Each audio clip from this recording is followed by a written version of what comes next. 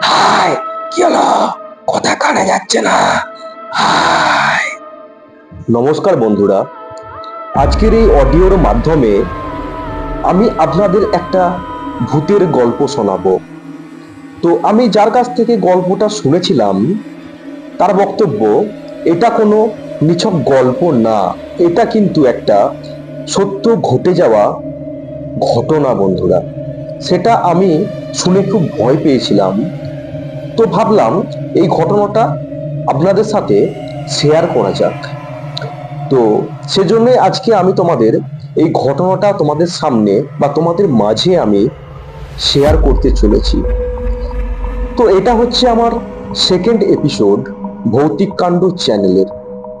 তো আমি শুভ, আপনারা দেখছেন ভৌতিক কাণ্ড চ্যানেল। তো ভূত আছে কি নেই এটা নিয়ে আমি কোনো তর্কে যাচ্ছি না, সম্পূর্ণটা নির্ভর করছে আপনাদের উপর। আপনারা এটা কিভাবে নেবেন তার উপর এটা নির্ভর করছে।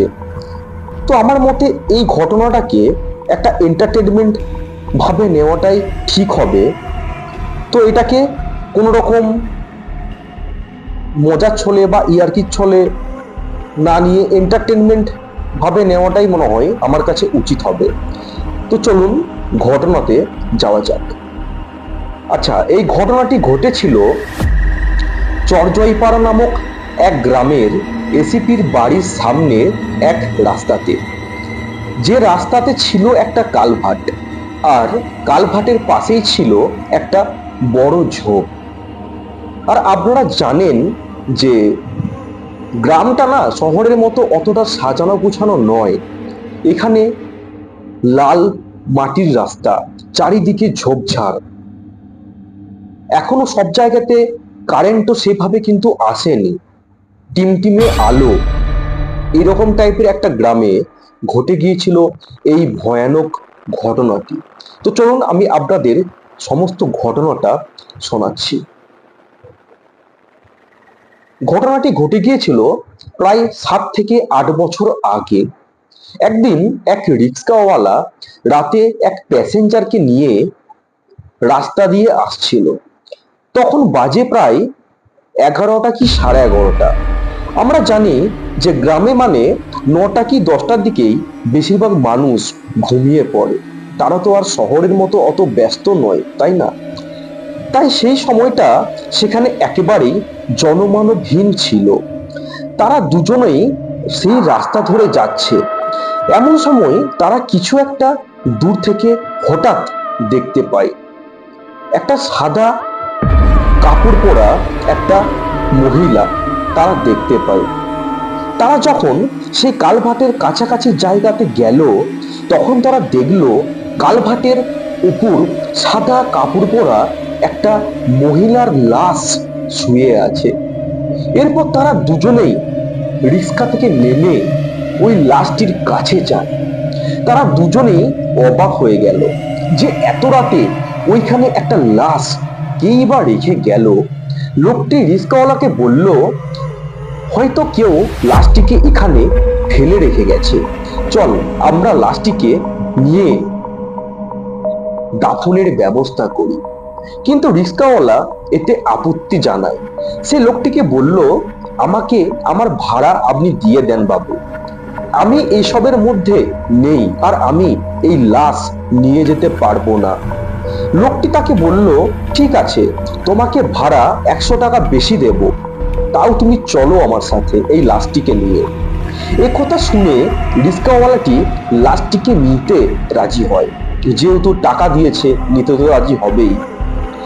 তবে রিক্সাওয়ালা লোকটিকে শর্ত দেয় যে লাশটি আপনাকেই তুলতে হবে। লোকটি বলল, ঠিক আছে বাবু, তাই হবে। তারপর লোকটি লাশটির কাছে গিয়ে মুখের কাপড় তুলতেই দেখতে পায় লাশটির চোখ খোলা অবস্থায় তাকিয়ে আছে। অর্থাৎ কেউ চোখ খোলা অবস্থায় লাশটিকে যেন তাকিয়ে রয়েছে। অর্থাৎ কেউ চোখ খোলা অবস্থায় মারা গেলে যেমন দেখতে লাগে, ঠিক তেমন। এতে সে একটু ভয় পেয়ে যায়। এরপর সে লাশটির গায়ের কাপড় আরো কিছু অংশ সরাতেই দেখতে পায় লাশটির শরীরে পশমগুলো বেশ বড় বড়, যা কোনো সাধারণ মানুষের থেকে একেবারেই আলাদা। অর্থাৎ পশমগুলো ছিল ঠিক ভেড়ার শরীরের পশমের মতো। এটা দেখে লোকটি চিৎকার করে অজ্ঞান হয়ে যায়, আর সেই রিস্কাওয়ালা এক চিৎকার দেয়, সেখানে থেকে দৌড়ে এলো, সে বাড়ি চলে যায়। তার কথা শুনে লোকজন সেখানে হাজির হয়, কিন্তু অনেক খোঁজাখুঁজি করেও সেই মহিলা লাশটিকে আর পাওয়া যায়নি সেখানে। এমনকি সেই লোকটিও সেখানে আর পাওয়া গেল না। পরদিন সকালে সেই কালভার্টের নিচে সেই মহিলা লাশটিকে পাওয়া যায়। কি অবস্থায় জানেন? অর্ধেক পোঁতা অবস্থায়। তো ভিডিওটি কেমন লাগলো আপনারা প্লিজ কমেন্ট করে জানাবেন। এই গল্পটি বা ঘটনাটি আপনাদের কাছে কেমন লাগলো?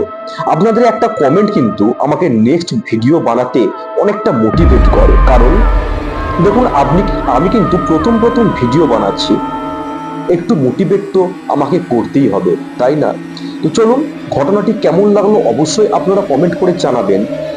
আর আপনাদের কাছে যদি এরকম কোনো সত্য ভৌতিক ঘটনা থেকে থাকে, বা আপনারা যদি ভয়েসের মাধ্যমে শোনাতে চান, তাহলে ডেসক্রিপশন বক্সে আমার হোয়াটসঅ্যাপ নাম্বার দেওয়া আছে, সেখানে আপনারা আপনাদের জীবনে ঘটে যাওয়া বিভিন্ন গল্প পাঠাতে পারেন।